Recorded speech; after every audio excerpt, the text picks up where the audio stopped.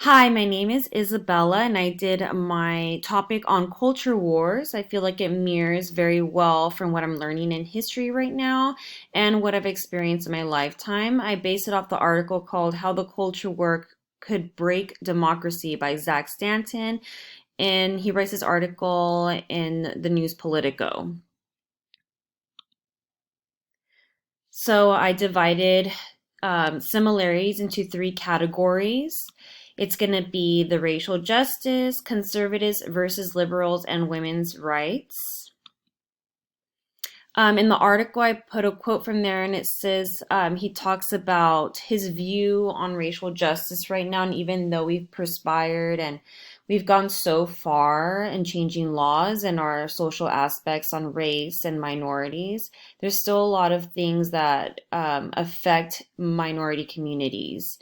And he says that it's because we haven't addressed it culturally, even though we've addressed it in other ways. And he says, my view is that the reason why we're continuing to see this press toward racial reckoning is because it's never been addressed culturally. And he's talking about the riots that we've had in the last 2 years over the unfair deaths of Black people by the hands of cops.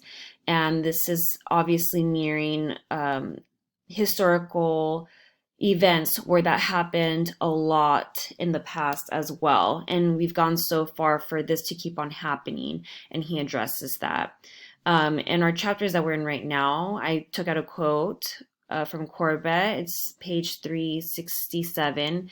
And it's while desegregated education has been established by the 1954 Brown versus Board of Education decision, the government had few mechanisms to enforce desegregation until the 1964 Civil Rights Act. Only then could minorities and other unrepresented people begin to expect more equal treatment, employment, and access to public resources.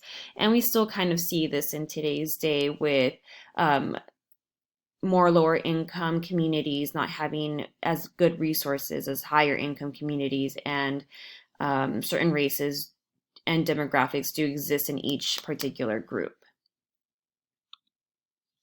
The next one is conservatives versus liberals, and this is a huge topic that can go on for a while because it's something that we are all experiencing right now, especially ever since Trump has gone into office. I feel like a lot of people were upset with what Democrats did before him or with Obama, and that led a lot of people to vote for Trump, amongst other things. And it kind of reminded me of when um, Reagan was voted into presidency, and it says here in the book that he won his presidency in 1980, and his victory was a result of a combination of dissatisfaction with the presidential leadership of Gerald Ford and Jimmy Carter in the 1970s. So we can kind of see a flip flop there, but a mirroring aspect of that. And back then, conservatives, as said, were middle and working class people who resented the growth of federal and state governments, especially benefit programs and subsequent increase in taxes during the late 1960s and 1970s. And I can say that very well is parallel to what we see now in the aspects and morals that conservatives believe in nowadays. And the article talks about conservatives, especially conservative Christians, whether Catholic or Protestant, found themselves on the defensive against progressive notions of family structure. So we can see that in the past as well. Things, although, again, have changed a lot, we still see a lot of these things still mirroring each other.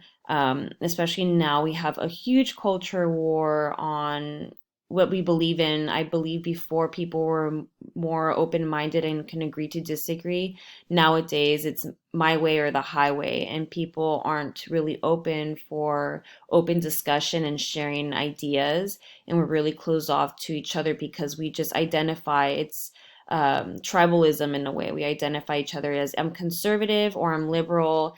And if you don't think the way that I do, then I'm not with you or I don't want to talk to you. And that's the culture that we're really dealing with right now. And it's pretty regressive. But that's one thing that's affected me personally a lot in my lifetime, especially the last 2 years.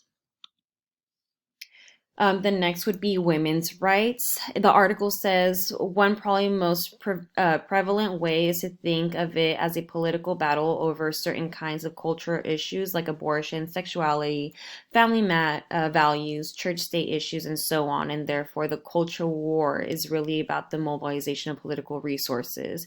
And that's something that we're seeing right now with Texas. With the abortion laws over there, and there's a lot of people in the news going against that and protesting against it. We can see on social media as well. That's something very relevant to back then, even though it's been so many years and abortions were seen, it was very taboo, it was really seen as a bad thing. It's still an issue now, where women live in certain states where they don't have the right to abortion or they don't have the resources for that. So that's a really big thing that I see nowadays, that I see it reflecting off of what I'm reading in my textbook as well. And it does have to do a lot with life ideals, conservatism, especially it goes and piggybacks off of religious views as well. So then we also have to think about the separation of church and state. So again, the reason I chose this article is because it's very relevant to what I'm learning recently right now in my current chapters. And these are topics that have affected me personally a lot in my life, and I see a lot of it in the past. Um, and the struggle increasingly between liberal secular society and conservative values is something that we see a lot now, especially within media. CNN versus Fox News, everything's very biased, and I would say a sense of tribalism. But hopefully we can learn from our past to not repeat the mistakes in our future.